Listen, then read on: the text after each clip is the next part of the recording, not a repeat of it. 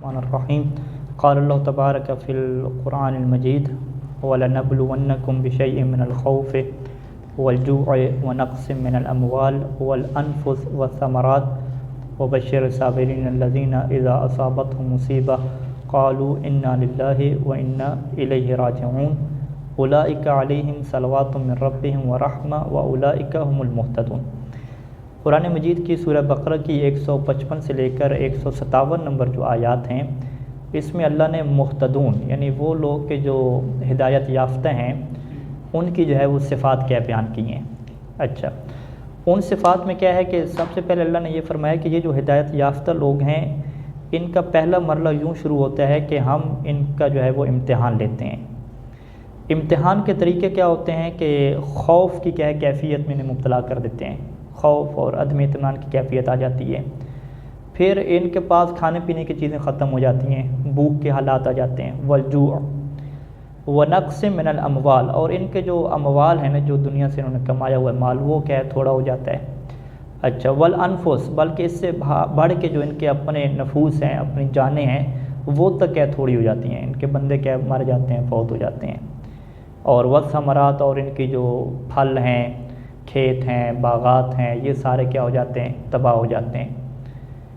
اچھا، اب یہاں پہ آزمانے کے اگر ہم طریقوں کو دیکھیں کہ ایک چیز خوفناک کیفیت ان کے اوپر آ جاتی ہے، امن و امان نہیں ہے، بھوک کی کیفیت آ جاتی ہے، مال تھوڑا ہو جاتا ہے، بندے ان کے کیا ہے فوت ہونا شروع ہو جاتے ہیں، ثمرات زمینیں وغیرہ، فصلیں وغیرہ، پھل وغیرہ یہ کیا ہے ختم ہو جاتے ہیں۔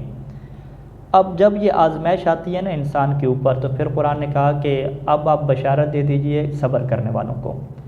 یعنی وہ لوگ صبر کرتے ہیں اور صبر میں کہتے ہیں کہ ہم بالکل جو ہے وہ اس میں نہیں ہے کہ ہم شکوہ شروع کر دیں کہ آخر اللہ نے ہمارے ساتھ یہ کیا ہے، ہمیں تباہ کر دیا، ہماری دنیا ساری ختم کر دی، ہمیں اجاڑ کے رکھ دیا، ایسا نہیں ہے۔ وہ صبر کرتے ہیں اور صبر کرنے کے بعد یہ جتنی بھی مصیبت اور آزمائش ان کی پر آئی ہوئی ہے ایک ہی جملہ کہتے ہیں کہ بھئی ہم جو ہے وہ اللہ کے لیے ہیں، ٹھیک ہے، اور ہم جو ہے وہ اسی کی طرف ہی واپس پلٹ جائیں گے، ہم نے کوئی پکا اس جگہ پہ تھوڑی رہنا ہے۔ اگر ہم نے پکا یہاں پہ رہنا ہوتا اور یہ چیزیں ہماری بالکل اپنی ہوتی اور پکی ہوتی، پھر اگر یہ چیزیں اللہ نے ہم سے لے لی ہیں، ہماری فصلیں پھل وغیرہ لے لیے ہم سے، تھوڑے ہو گئے، جانیں ہماری لے لیں، بھوک کی کیفیت آ گئی، تو پھر ہمیں ٹینشن میں جانا چاہیے تھا۔ وہ کہتے ہیں نہیں، ہم تو ہیں ہی اللہ کے لیے اور واپس پلٹ جانا اللہ کے ساتھ، یہ دنیا تو کیا عارضی ہے، تو وہ ٹینشن کس بات کی، تو یہاں پہ وہ کیا کرتے ہیں صبر کرتے ہیں۔ تو اللہ پھر ان کے بارے میں فرماتا ہے کہ یہ جن لوگوں کا یہ ایمان ہے، یہ عقیدہ ہے کہ وہ سمجھتے ہیں کہ بھئی چلے جانا یہاں سے، بس رہنے کے لیے تھوڑا آئے تھے، واپس چلے جانا اللہ کی طرف، تو یہ لوگ وہ ہیں کہ علیہم صلوات من ربہم ورحمۃ، کہ اللہ کی طرف سے ان کے اوپر صلوات ہوتی ہے، درود ہوتا ہے،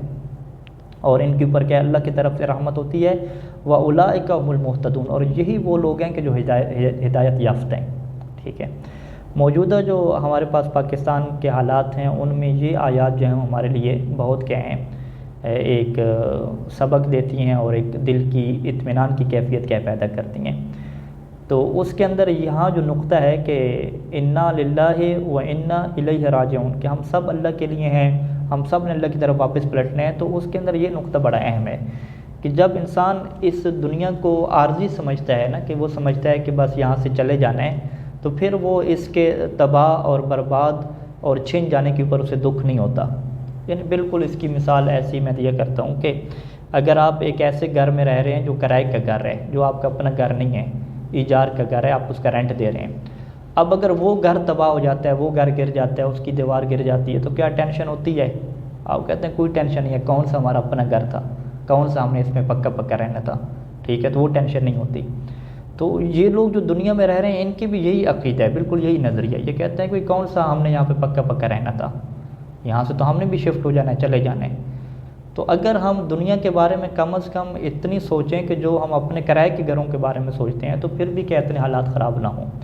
جبکہ حالات ایسے ہیں کہ جو کرائے کے گھر ہے چلو اس میں پھر بھی آپ کو کچھ چانس ہوتے ہیں کہ چونکہ ایگریمنٹ تھا ہمارا 3 مہینے کا، 6 مہینے کا، سال کا، تو اس میں کچھ رہنے کی مدت آپ کو ملنے والی ہوتی ہے، لیکن دنیا میں جو رہنے کا ٹائم اور عرصہ ہے یہ تو معین ہی نہیں ہے،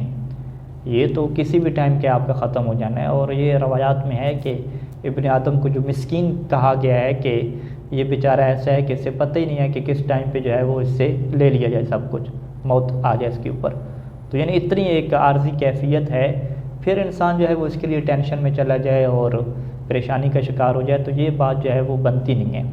تو اگر یہ بات بن رہی ہے اور انسان ٹینشن میں آ رہا ہے، صبر کے دامن کو چھوڑ رہا ہے، تو پھر واضح ہے کہ وہ مہتدون میں سے نہیں ہے، کہ اللہ نے ان کی ہدایت کی اور وہ ایک اچھی فکر اور اچھی سوچ کا مالک، وہ ایسا نہیں ہے، اور اسے ضرورت ہے کہ وہ ہدایت کی طرف کیا واپس پلٹے۔ اور اسی کو اہل بیت علیہ السلام نے تعبیر کیا ہے زہد سے، کہ دنیا کی جو محبت ہے اس کو دل سے کیا اتار دینا، ٹھیک ہے۔ اور اہل بیت علیہ السلام نے دنیا کی محبت اس طریقے سے اتاری کہ امیر المومنین علیہ السلام جو ہے وہ دنیا کے بارے میں یوں کہا کرتے تھے کہ میں نے تو 3 طلاقیں دے رکھی ہیں، کہ جس میں دوبارہ یہ گنجائش ہی نہیں ہوتی کہ دوبارہ کیا اس کی طرف رجوع کرنا ہے۔ تو یعنی یہ دنیا ہمارے مولا کی طلاق یافتہ دنیا ہے، کہ جس سے محبت کرنا بنتا نہیں ہے۔ ہاں ضرورت کے تحت وہ ہم نے چلنا ہے، دنیا مضرۃ الآخرت ہے، لیکن محبت کی جو کیفیت ہوتی ہے نا، کہ جس میں پھر انسان ٹینشن اور پریشانی میں چلا جاتا ہے چھن جانے پہ، وہ حالات ہمارے اوپر نہیں آنے چاہیے۔ اور اسی وجہ سے جب امام علیہ السلام سے آ کے پوچھا جاتا تھا کہ یہ زہد کی آپ کیا تعریف کرتے ہیں، تو امام علیہ السلام قرآن مجید کی یہ آیات پڑھتے تھے کہ تمہاری جب یہ کیفیت بن جائے نا کہ لِكَيْ لَا تَأْسَوْا عَلَىٰ مَا فَاتَكُمْ وَلَا تَفْرَحُوا عَلَىٰ مَا آتَاكُمْ، کہ جب تم میں سے کوئی چیز چھین جائے تو تمہارے دل میں افسوس پیدا نہ ہو، اور جب تمہیں کوئی چیز مل جائے تو دل میں خوشی پیدا نہ ہو دنیا میں سے۔ جب دل کی کیفیت یہ بن جائے نا، تو اس سے کہیں گے زہد فی دنیا، کہ اب جو ہے وہ آپ جو ہے وہ زاہد بنے ہیں۔ تو لہٰذا جو ہے وہ یہ بڑی چیز اہم ہے کہ ہم جو ہے وہ اپنی دنیا کے بارے میں، اپنی چیزیں، اپنی فصلیں، اپنے گھر، اپنے کاروبار، اس کے بارے میں ہم یہ نگاہ پیدا کریں اور اس طریقے سے اپنی تربیت کریں کہ ہم اس کو کم از کم جو ہے وہ کرائے کے گھر جتنا تو سمجھیں صحیح، کہ جس کی دیوار گر جانے پہ، ختم ہو جانے پہ ہمیں ٹینشن نہیں ہوتی، بلکہ اس سے بڑھ کے ہم سمجھیں کہ ہمارے دل پہ پھر اس چیز کا اثر نہ ہو، کہ اگر یہ چیز چھن جائے تو کوئی دکھ نہ ہو، کوئی افسوس نہ ہو، مل جائے تو بہت زیادہ کیا ہے خوشی نہ ہو اس کے اوپر۔ اور یہ تب بھی ہو سکتا ہے کہ اگر اس دنیا کی محبت کو ہم دل سے نکال دیں،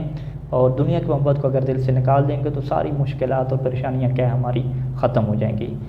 اور خداوند کریم سے دعا ہم یہی کرتے ہیں کہ اللہ تعالیٰ جو ہے وہ ہمیں آخرت کی طرف متوجہ ہونے اور اس کے لیے فکر کرنے کی کیا توفیق نصیب فرمائے۔ اور اسی وجہ سے